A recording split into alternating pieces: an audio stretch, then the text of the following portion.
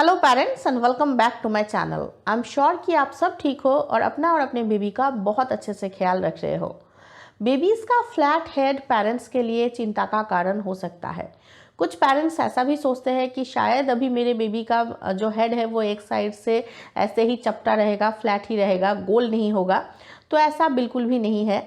आप घर पे ही बेबीज़ का ये जो फ्लैट हेड का प्रॉब्लम है वो सॉल्व कर सकते हैं। वो कैसे, आज हम इसी बारे में डिस्कस करने वाले हैं। तो आज का ये वीडियो बहुत ही ज़्यादा खास है, बिना स्किप किए वीडियो को पूरा देखिएगा। पसंद आने पर लाइक ज़रूर कर दीजिएगा और मेरे चैनल को सब्सक्राइब करना बिल्कुल भी मत भूलिएगा। तो चलिए आज का वीडियो शुरू करते हैं। तो सबसे पहले हम ये जान लेते हैं कि बेबीज़ को फ्लैट हेड का प्रॉब्लम क्यों होता है। सबसे पहला और मेन कारण होता है बेबीज़ का एक तरीके से सोए रहना, क्योंकि आफ्टर बर्थ न्यूबॉर्न बेबीज़ एक ही तरीके से सोए रहते हैं। यूजुअली बेबीज़ को हम अपराइट पोजीशन में बैक के ऊपर सुलाते हैं और यही बेबीज़ का बेस्ट स्लीपिंग पोजीशन भी है। और ऐसे ही एक ही तरीके से सोए रहने की वजह से बेबी का जो हेड का पूरा वेट है वो एक ही तरफ पड़ता है, जिस वजह से एक साइड से बेबी का जो हेड है वो फ्लैट हो जाता है, चपटा हो जाता है। क्योंकि हम बेबीज़ को हमेशा बैक के ऊपर सुलाते हैं तो पीछे की तरफ ही बेबी का जो हेड है वो ज़्यादा चपटा हो जाता है, फ्लैट हो जाता है। और यही मेन कारण है जिस वजह से बेबीज़ का फ्लैट हेड का प्रॉब्लम होता है। इसके अलावा भी कुछ कारण हो सकता है, जैसे कि अगर बेबी का प्री मैच्योर बर्थ हुआ है या फिर डिलीवरी के टाइम अगर डॉक्टर्स को सक्शन कप यूज़ करना पड़ा हो, या फिर मदर अगर ट्विन्स कैरी कर रही हो या ट्रिपलेट्स कैरी कर रही हो, तो क्या होता है कि मदर के वोम में बेबीज़ को मूव करने के लिए उतना ज़्यादा स्पेस नहीं मिलता है, जिस वजह से फ्लैट हेड का प्रॉब्लम हो सकता है। बट यूजुअली और मेन कारण ये होता है कि आफ्टर बर्थ बेबीज़ एक ही तरीके से सोए रहते हैं, जिस वजह से जिस तरीके से बेबी सोता है और जिस साइड से बेबी सोता है उस साइड का हेड जो है वो बिल्कुल फ्लैट हो जाता है, चपटा हो जाता है। और पेरेंट्स ये सोचते हैं कि शायद अभी मेरे बच्चे का हेड जो है वो ऐसे ही एक साइड से चपटा रहेगा, फ्लैट हेड ही रहेगा, गोल नहीं होगा। तो ऐसा बिल्कुल भी नहीं है।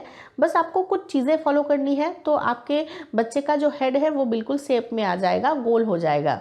और इसके लिए आपको 1 से 1.5 साल तक टाइम भी मिल जाएगा, क्योंकि 1 से 1.5 साल तक का क्या होता है कि बेबी का जो हेड है वो बिल्कुल सॉफ्ट होता है, तो वो शेप में आ जाएगा 1-1.5 साल में, अगर आप कुछ टिप्स फॉलो करेंगे तो सबसे पहले तो आपको बेबीज़ के लिए मस्टर्ड सीड का पिलो यूज़ करना है। आफ्टर बर्थ बेबीज़ को आपको राई के दाने के पिलो के ऊपर ही सुलाना चाहिए, और ये ट्रेडिशनली चली आ रही है। ट्रेडिशनली कई सालों से हम देखते आ रहे हैं कि मस्टर्ड सीड के पिलो के ऊपर ही बच्चों को सुलाया जाता है, और ऐसा इसीलिए सुलाया जाता है ताकि बेबी का हेड बिल्कुल शेप में रहे। मस्टर्ड सीड जो है वो थोड़ा सा हिलने पर ही इधर उधर होकर खुद ब खुद ही अपने आप शेप में आ जाता है, और यही चीज़ बेबीज़ के हेड को भी शेप में रखने में हेल्प करता है। तो हमेशा बेबीज़ को आफ्टर बर्थ जब आप सुला रहे हो तो बेबी के लिए राई के दाने का पिलो ही यूज़ करें, ताकि बेबी अगर थोड़ा सा भी इधर उधर अपने हेड को हिलाए तो मस्टर्ड सीड जो है वो अपने आप ही इधर उधर होके वो शेप में आ जाए और बेबी के हेड को भी शेप में रखने में हेल्प करे।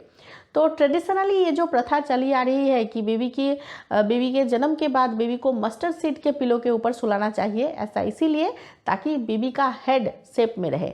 तो आपको भी मस्टर्ड सीड का पिलो ही यूज़ करना चाहिए आफ्टर बर्थ बेबी के लिए, ताकि आपके बेबी का हेड जो है वो एक साइड से चपटा ना हो जाए, फ्लैट हेड का प्रॉब्लम ना हो जाए, बेबी का हेड बिल्कुल शेप में रहे, गोल रहे। Secondly, tummy time.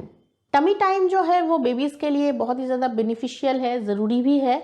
But tummy time बच्चे को कैसे देना है वो आपको पहले सीखना होगा, या आप डॉक्टर या नर्स के ऑब्जर्वेशन में कर सकते हो। डॉक्टर या नर्स को टमी टाइम देने के लिए बोल भी सकते हो बेबी को, क्योंकि ये बहुत रिस्की है। आप बच्चे को उलट के सुला रहे हो तो ये थोड़ा सा रिस्की है, और इसमें सीट्स का भी डर रहता है।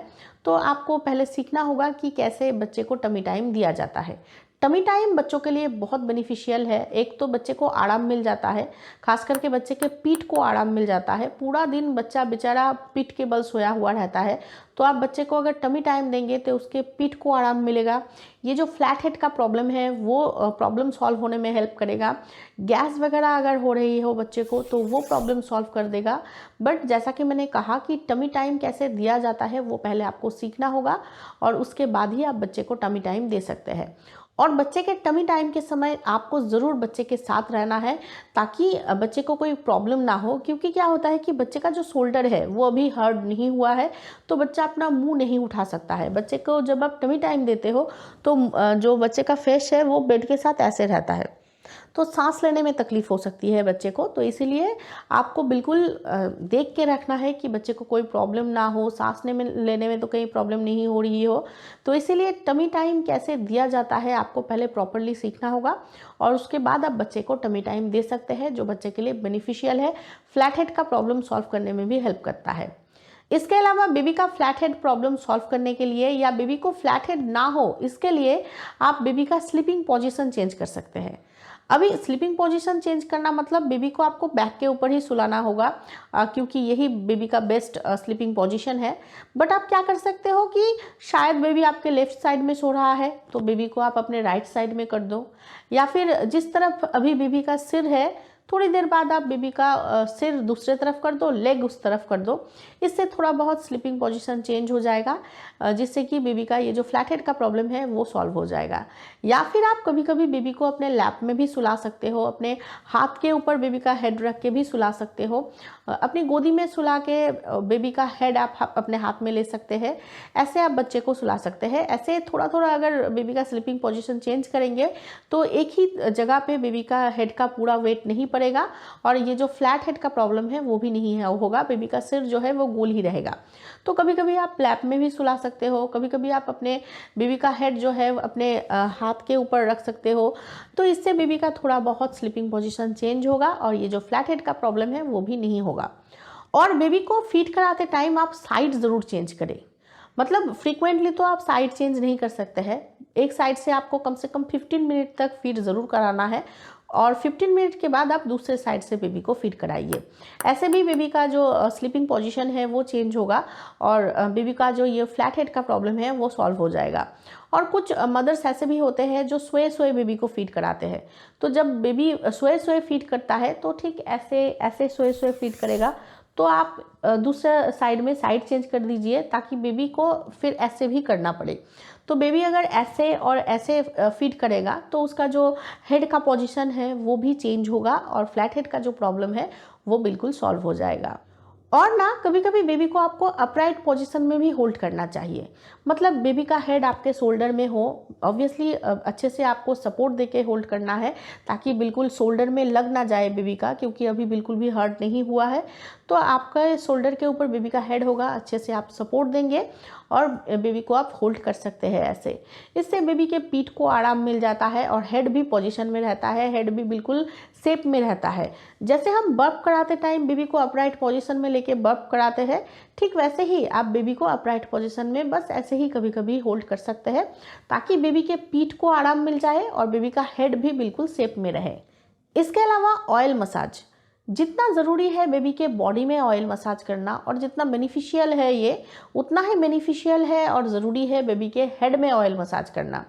इससे क्या होता है कि बेबी का स्कैल्प हेल्दी रहता है, जो हेयर है वो भी हेल्दी रहता है, और बेबी का हेड बिल्कुल शेप में रहता है। तो बेबी का हेड शेप में रखने के लिए आपको बेबी को ऑयल मसाज ज़रूर करना चाहिए। इसके अलावा बेबीज़ के लिए आपको बाउंसी बेड, बाउंसी पिलो या बाउंसी जो सीट होता है वो अवॉइड करना चाहिए। जो यूजुअली स्ट्रॉलर वगैरह में या रॉकर में, कॉट में या कार सीट में होता है, बाउंसी सी एक चीज़ें, बाउंसी पिलो या बाउंसी सीट या बाउंसी बेड, वो आपको अवॉइड करना चाहिए। इन चीज़ों की वजह से बेबीज़ को फ्लैट हेड का प्रॉब्लम हो सकता है, तो ये चीज़ें आपको बेबीज़ के लिए अवॉइड करनी चाहिए। इसके अलावा जैसा कि मैंने कहा कि बेबी को आपको डिफरेंट वे में होल्ड करना है, डिफरेंट वे में कैरी करना है। एक ही तरीके से बेबी को अगर आप कैरी करेंगे या एक ही तरीके से होल्ड करेंगे तो हेड का जो वेट है वो एक ही जगह पे पड़ेगा और फ्लैट हेड का प्रॉब्लम हो सकता है। तो इसीलिए बेबी को आपको डिफरेंट वे में कैरी करना है, डिफरेंट वे में होल्ड करना है, ताकि हेड का वेट एक ही जगह पे ना पड़े और ये फ्लैट हेड का प्रॉब्लम ना आए। और लास्टली मैं ये बोलूँगी कि बेबी का फ्लैट हेड का प्रॉब्लम सॉल्व करने के लिए आप एक हेलमेट यूज़ कर सकते हैं, बट वो तब जब बेबी का जो फ्लैट हेड का प्रॉब्लम है वो बहुत ज़्यादा है, तब आप डॉक्टर से कंसल्ट करके एक हेलमेट यूज़ कर सकते हैं बेबी के लिए, जो ये फ्लैट हेड का प्रॉब्लम सॉल्व करने में हेल्प करेगा। ये थे कुछ टिप्स जो फॉलो करके आप बेबी का सिर गोल कर सकते हैं। एक साइड से अगर आपके बेबी का सिर चपटा हो गया है तो आप गोल कर सकते हैं, या ये टिप्स फॉलो करके आप बेबी का सिर चपटा होने से रोक सकते हैं और आपके बेबी का सिर जो है वो बिल्कुल गोल ही रहेगा। तो आज के वीडियो में इतना ही। आई एम श्योर कि ये वीडियो आप लोगों के लिए हेल्पफुल रहा होगा। तो इस वीडियो को एक लाइक ज़रूर कर दीजिएगा, मेरे चैनल को सब्सक्राइब करना बिल्कुल भी मत भूलिएगा और प्लीज़ इस वीडियो को ज़्यादा से ज़्यादा पेरेंट्स तक पहुंचाइएगा। Thank you for watching.